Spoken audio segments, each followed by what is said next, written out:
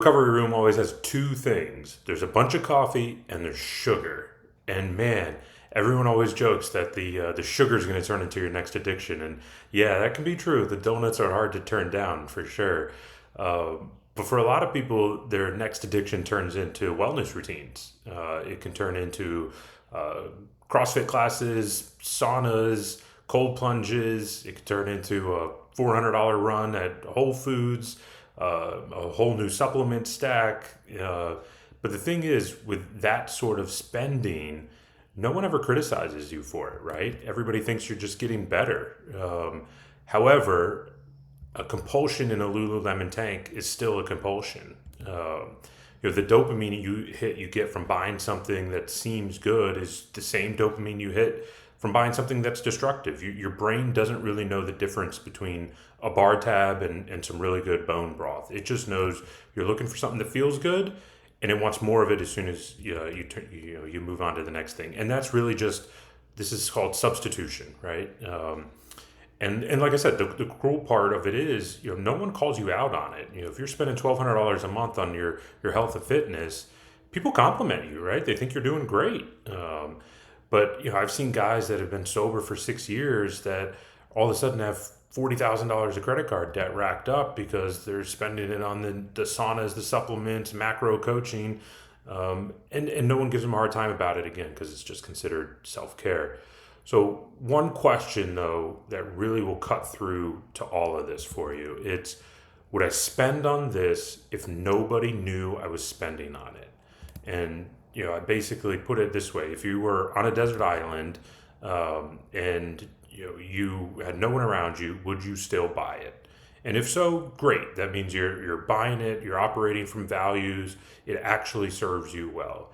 But if you're just buying it for the Instagram post, the conversation, the image that you feel and portray out in the world, the worrying about how you appear, that's performance, and that's not function, and it's not serving you.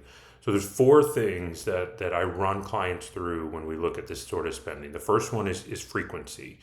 A healthy spending has a rhythm to it, right? It's the monthly gym membership. It's the regular routines. It's things that are consistent. Where unhealthy spending comes into play is in waves, right? It will usually be the one or two big purchases after a period of stress. It's the times that we want to buy something because we're feeling bad, and now all of a sudden we need something to make us feel a little bit better. That's unhealthy. The second filter that we look through is secrecy. Are you hiding the purchases, right? Are you hiding Amazon boxes from your spouse? Are you hiding supplement stacks, throughout the house? If so, that's not necessarily a good thing. The third filter that I always look at is what I call escalation. So, how did you start your supplement stack where you're spending $40 a month, and now all of a sudden after a few months now you're spending $300 a month on supplements, and it's starting to get out of control. You can't remember why you added each thing, what its really purpose is. At this point you don't even know if it's serving you or if it's not serving you. That escalation is where things start to look a little unhealthy. The fourth one is called, or what I call, emotional function. So like I said earlier, like, what were you feeling right before the purchase? Were you stressed, anxious, lonely? Were you tired? If so, maybe it's not the product that you were looking for. Maybe it's the feeling that you were trying to buy. So, for example, if you have a gym membership, you're spending 3 days a week there and you're utilizing it for what it's for, perfect, right? That checks all the boxes. It's great.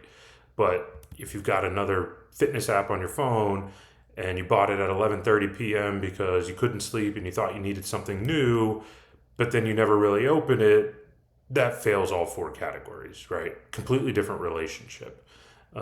So one thing I want you to do this week: pull up your last 90 days of spending on anything health related, right? Just look at it and then ask yourself that question: would I have spent this if nobody knew?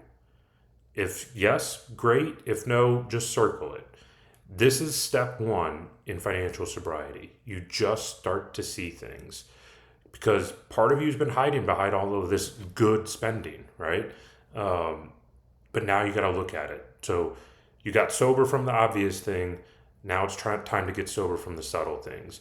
Start admitting that this relationship between you and your money is unmanageable, even when the manager is wearing some really cool workout clothes.